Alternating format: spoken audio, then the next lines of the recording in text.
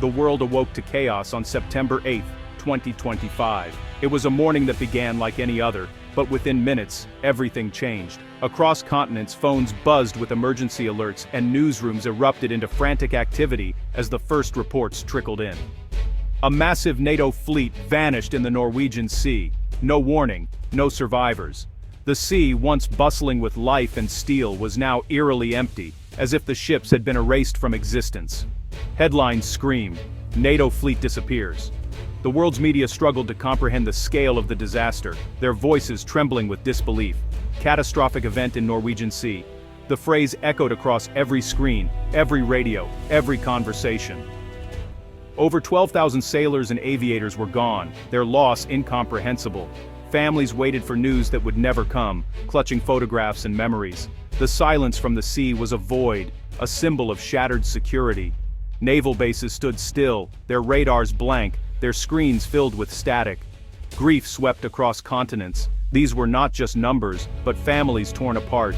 Communities gathered in candlelit vigils, united in sorrow and disbelief. The world demanded answers. What could erase a fleet in an instant? Protests erupted, and leaders faced a tidal wave of questions. Intelligence agencies pieced together a chilling truth. This was no accident. Every clue pointed to a deliberate act, a calculated strike. It was an attack, swift, total, and unlike anything seen before. The destruction was so complete, it defied belief. Russia was implicated, accused of deploying a weapon once thought mythical. Whispers of secret technology and forbidden arms filled the air. The attack didn't just destroy ships, it shattered the fragile peace of the post-Cold War era. The world's sense of safety was gone in an instant. Financial markets froze, governments panicked, and military analysts were left speechless. The global order trembled on the edge of collapse. The number, 12,847, became a symbol of tragedy.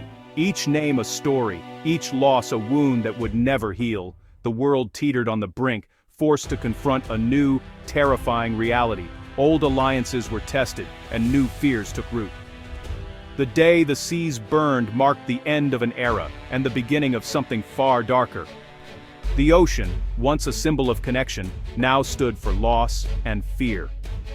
The loss was immediate, the shockwave global. Every nation felt the tremor. Every leader sensed the danger. The question echoed, what weapon could do this? Experts argued, theories multiplied, but certainty remained elusive. The answer would change the world forever. A new era of warfare had dawned, and nothing would ever be the same. The seas, once a stage for power, had become a grave. The ocean floor was now littered with the wreckage of a lost generation. The world was left in stunned silence, waiting for what would come next. In every city, people held their breath, uncertain of the future. The day the seas burned was only the beginning. The world would never forget, and the story was far from over. Exercise. Northern Serpent was designed to be more than just a routine drill. It was a powerful demonstration of NATO's unity, strength, and unwavering resolve in the face of global uncertainty. The world was watching as the alliance put its might on display. In the cold, churning waters of the Norwegian Sea, a formidable multinational fleet assembled. Aircraft carriers, destroyers, and frigates from across the alliance, each nation contributing its best to the collective defense. The USS Gerald R. Ford led the armada, flanked by the HMS Queen Elizabeth and warships from France, Germany, Norway, and more. Each vessel flew its national flag, a symbol of shared purpose and trust. The mission was clear: anti-submarine drills, air defense, amphibious landings, all designed to prove that NATO could fight as one, seamlessly integrating complex operations across air, sea, and land. Commanders coordinated from the Ford, confident in their layered defenses, aegis, sonar, and constant air patrols. Every move was calculated, every system tested, as officers monitored the situation with unwavering focus. The atmosphere on board was routine, professional, and secure. Sailors moved with practiced efficiency, trusting in their training and the strength of the fleet around them. Jets roared off carrier decks, slicing through the sky in tight formation. Below, submarines played the role of adversary, moving silently through the depths, testing the fleet's readiness. No one sensed danger. the fleet felt untouchable, a wall of steel and resolve moving confidently through open water, certain of its superiority. The exercise was flawless, every maneuver executed with precision, every system responding perfectly, until it wasn't. Beneath the calm surface, a threat approached, unseen and unimaginable, moving silently through the ocean's depths, closing in on the unsuspecting fleet. The world's most powerful navy, confident in its dominance, was about to face a weapon it could not counter, a challenge unlike any before.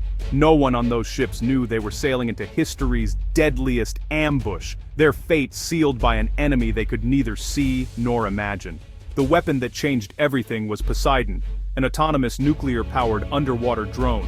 Once dismissed as fantasy, Poseidon was real, a doomsday device designed to deliver a multi-megaton warhead across oceans, undetectable and unstoppable. 24 meters long, powered by a nuclear reactor, it could travel at 70 knots and dive deeper than any NATO sub. Its stealth was unmatched, its AI guidance system lethal. Launched from the Belgorod submarine, Poseidon's mission was simple: annihilate the enemy fleet. The order came from the Kremlin, a calculated escalation.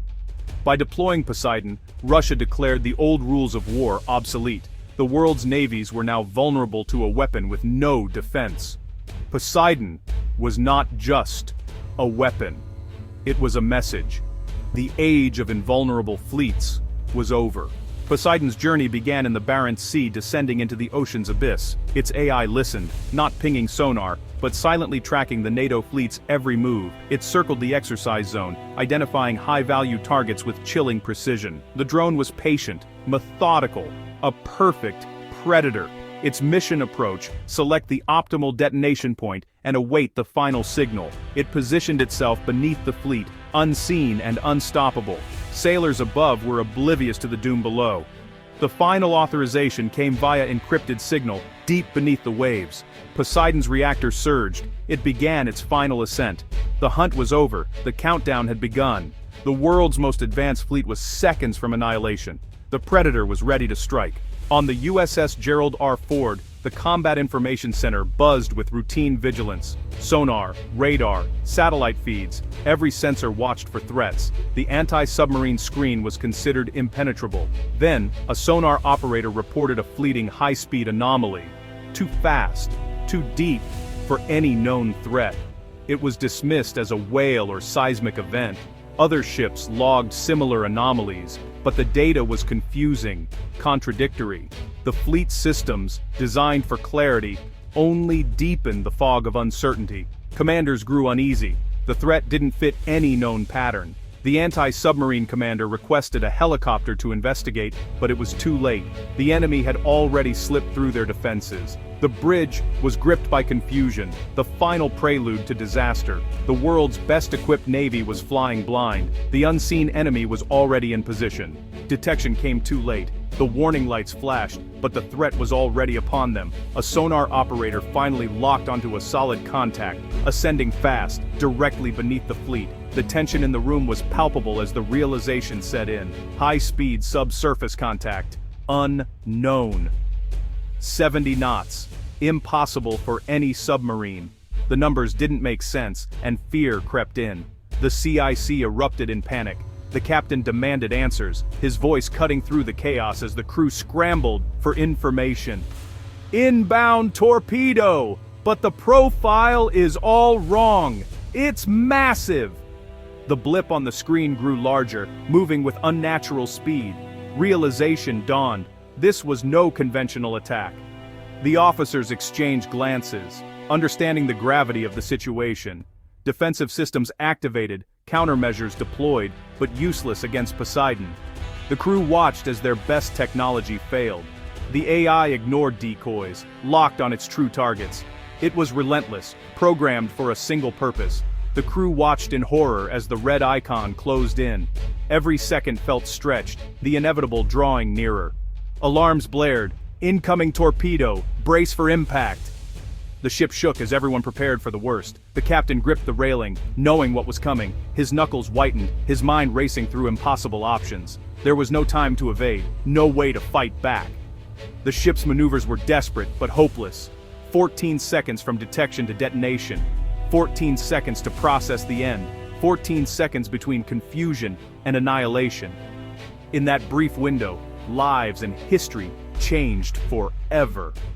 The world's most powerful fleet was outmatched. Technology and training meant nothing against this new weapon. The final seconds were a blur of desperate, futile action. The end was inevitable, and the ocean claimed its victory. Poseidon detonated 500 meters below the USS Gerald R. Ford. The 2-megaton warhead unleashed a cataclysmic burst, vaporizing water and steel alike. A new sun flashed beneath the sea, visible from space. The Ford was lifted, broken, and vaporized. 4,500 souls lost in an instant. Nearby warships were obliterated by shockwave and heat. The destruction radiated outward. Ships capsized, crushed, and sunk within seconds. Death was instantaneous for all aboard. The entire fleet was annihilated in a swirling vortex of radioactive steam. A tsunami of superheated water swept the wreckage away. The sky filled with a dark radioactive cloud. The Norwegian Sea became a silent, radioactive tomb. In 14 seconds, 12,847 lives were gone. The silence that followed was absolute. Shock and horror gripped the globe. Seismic stations and satellites confirmed the unthinkable. A nuclear detonation at sea. News agencies reported the first use of a nuclear weapon in combat since 1945. Governments scrambled, invoking NATO's Article 5. Retaliation was debated. Conventional response seemed inadequate. Nuclear escalation unthinkable. Financial markets crashed. The global economy teetered. Memorials appeared worldwide. Faces of the lost broadcast everywhere. The attack was a global tragedy, not just an act of war. The world held its breath, staring into the abyss of a new era. Humanity stood on the edge, terrified of what would come next. The destruction of the NATO fleet ended an era of naval warfare. Aircraft carrier groups, once symbols of power, were now revealed as vulnerable targets. Poseidon proved a single autonomous drone could destroy the world's mightiest fleet. The age of the surface fleet was over. Navies faced a new reality. Their billion-dollar ships were liabilities. The ocean became a hunting ground for autonomous, nuclear-armed predators. The future would be defined by stealth, autonomy, and AI. War at sea would be fought by machines, not men. The Poseidon attack was a prophecy, a warning of wars to come. The world had crossed into a new, terrifying age.